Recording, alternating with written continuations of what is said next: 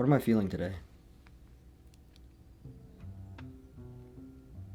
It was a nice surprise to have my sweetheart call me after I got back home today. I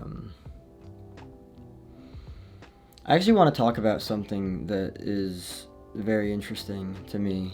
There's a YouTuber that I follow, and his name is Aaron Dowdy, and he has a lot of great content, and his content has a lot to do with not only relationships, but also the relationship regarding self. And the extent to which there is this kind of boundary, or of course a lack thereof, between self and other is very fascinating to me, because growing up I didn't know where the fuck I started and where the fuck I ended in terms of boundary, right? So there's self, and then it's like, okay, well, self, where the fuck does self even start, and where the fuck does self even end? And because of that disgusting sense of confusion, as a result, of course, of how I grew up and what I was conditioned by, it basically led me to exploit the fuck out of myself for many people growing up very early on in my life, which made me become, of course, codependent. I learned that very early on, and then of course enmeshment followed that, because going back to the idea of trust and control are the opposite sides of the same coin. When your trust is broken, you learn to control. You learn to control people. You learn to control the people that are in your life. And what's interesting about that too is that control, I feel like, is actually enmeshment, because the way that enmeshment works is that it's like you can't be okay unless everyone else is okay. And it's like you need to know so much about what's going on in someone's life, because you feel like if you don't, and I don't know how true this is, by the way, but you feel like if you don't, you don't have a grasp on you don't have a handle on your relationship or your relationships. And so I just think that that's really interesting, because I noticed last year, after I was having a conversation with my sweetheart, and it occurred to me that, oh, wow, fuck, I'm healing from the past 30 years of my life, 30 plus years of my life. And I realized this, and I was like, oh, okay, so this control is also deeply rooted in my feeling like, okay, I can't trust you to be honest with me, so I'm going to control how much of your life I know. And that in and of itself goes into enmeshment, because when you're enmeshed with someone, you know very specific details of their life, but not to an extent which it is like, I don't know, like truly intimate, and also like regarding like trust and, you know,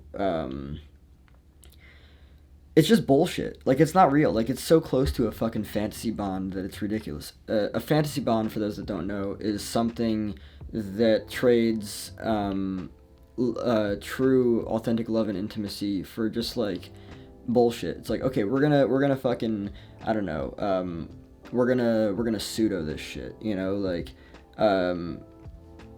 you violate the fuck out of my boundaries, and I'm just going to accept that, because I don't believe that I'm deserving of anything more. So I'm just going to let you continue to do that, and it's just comfortable for you to do that. So we're just going to have this bullshit going on, and that's what it is. I have no interest in anything like that, and I just think that it's really interesting to look at that from afar and like realize like, oh, wow, that was an entire, at least, decade and a half of my life prior to this. There's this really interesting feeling of control that I've experienced, where it's like, it boils down to this, and this is what I've learned also growing up. I've learned to be aware of the question, are you okay? What do you and that's one question. The other question is, what are you thinking? And not just like here and there, like constantly. And now I'm stepping back from my role as that, and I'm like, what does it really benefit me to know what someone is to know if someone is okay and know what they're thinking all the fucking time. Can I be okay without doing that? Yeah, of course I can. I don't need to be, you know, I don't need to be, like, enmeshed. I don't need to be enmeshed in, anyone's, it's not necessary. And what's interesting, too, is that pursuit of those questions constantly of, are you okay? What are you thinking? That goes back to my sense of feeling like I need to control, because my sense of trust was broken very early on. So therefore, if I don't ask you these specific questions, I'm clearly not going to get the truth, because I don't trust you to tell me. So I need to do what I can. I need to control the situation. And I think that's really, really interesting. So that's one thing. The next thing I want to dive into is something I was talking to my sweetheart last night about, was this whole idea of projections. People are walking projections. That's just the reality of it. If you can learn to see it for what it is clearly, like, if someone decides to criticize you, hey, that has far more to do with them and far less, if nothing at all, or I should say far less, if not nothing at all, to do with the person who's receiving the energy from the person, or from the other person. Projections are very interesting because they're happening all the fucking time. You listen to people talk, projections, whether it's from a place of, positive self-esteem or a place of negative low self-esteem.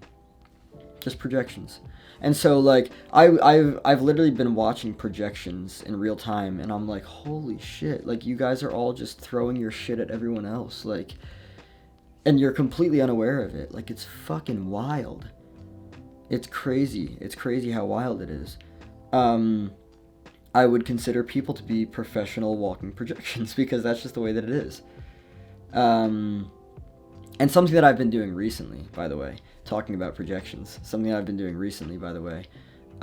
is utilizing this affirmation, that's your shit, not mine. And once you really ground with that and, like, actually see projections for what they are, you can utilize that. It'll piss people off because they'll obviously be in opposition to it, but it'll piss people off, and it's like, whatever. But, so regarding projections, the ability to see projections is one thing, which, by the way, they're fucking happening all the time, whether they're positive or negative. You're either projecting your confidence onto someone and they're just not taking it because they're not confident, or you're projecting your bullshit low self-esteem insecurities onto someone and they're mistaking it for themselves because they're just not consciously elevated enough to recognize the fact that it has nothing to do with them, because they don't see themselves clearly enough. And one of the biggest reasons why they don't see themselves clearly enough is because this whole idea of individuation and differentiation, enmeshment, when you're so deeply involved in other people's lives, but to a very unnecessary and what I would argue to be unhealthy extent, again, you don't know where you start or end and where other people start and end. And you end up taking on, their problems become your problems, their feelings become your feelings. No, that voids the boundary, the absolutely necessary boundary between the self and other.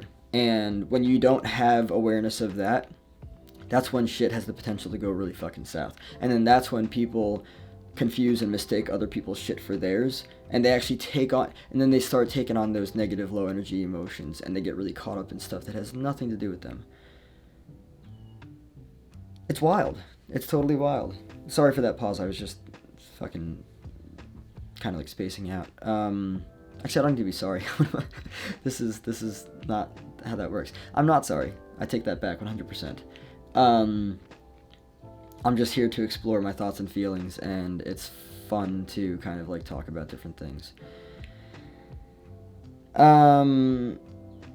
So last night before I went to bed, my sweetheart and I were having a very deep conversation about the way that people are in society, the way that they are with kind of like, I don't know. We were talking about attraction, because attraction is very interesting. And we both grew up in the way that attraction is like physical and everything. And then basically what we went to talk about was, I was like, attraction is entirely energy based. Your energy, the way that you compose yourself, the way that you conduct yourself, the way that you compose yourself with other people, it's entirely energy based, and that creates that. So yeah, it's very interesting to see how everything's going. Yeah, so I'm gonna take a little bit of a turn now. I'm going to kind of like wrap up with talking about something else, because I think it's very important too. What I've noticed about the older generations, this is not everyone, by the way. There are some fucking, I guess we could call it woke people, woke, I don't know, boomers. But something that's fucking devastating for me to watch is just the reality that the older generations are just stuck in their shit and they're not going to do anything about it. I watch it with the people closest to me, you know, I watch it with other people, and it's like, okay, you're fucking done. Like, you're toast. You're, you know, it's over. And it's concerning for me, because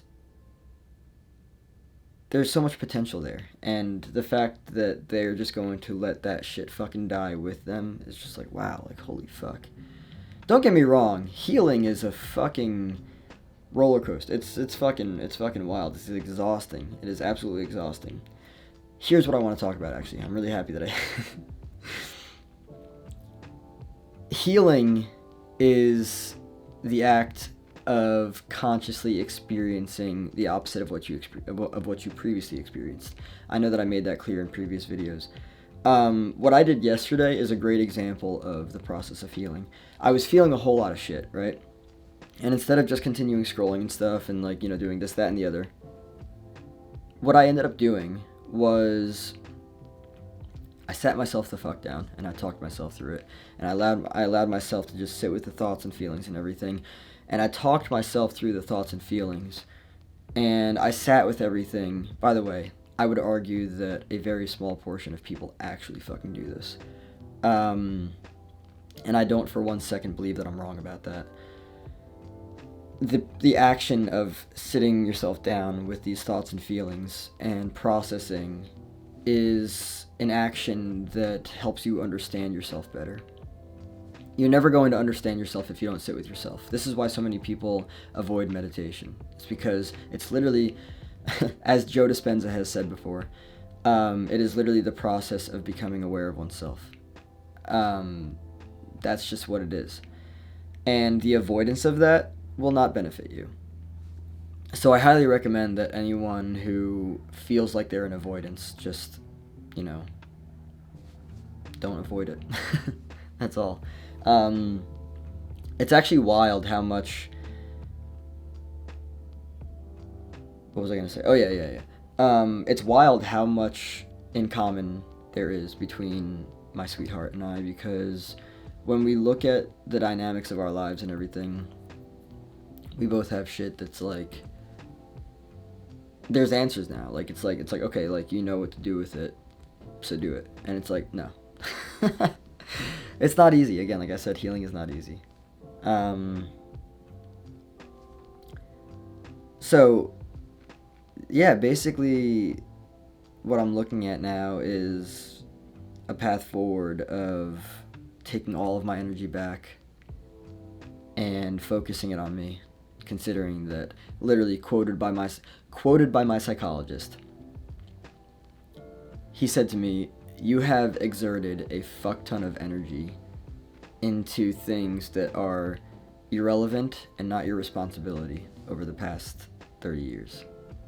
30 plus years now. And it's just, it's interesting when I think about that, because the energy dynamic of what I'm experiencing now, this shift in energy that I'm experiencing now, it's drastically different from anything it ever was before. And since I used to put it all on other people, I've taken it all back now. And they're literally, I kid you not, they're literally like, what the fuck, man? And I'm just like, I don't give a shit. I tried. Never was my responsibility, but I tried. So fuck you. It's funny though. Anyway, yeah, that's about it.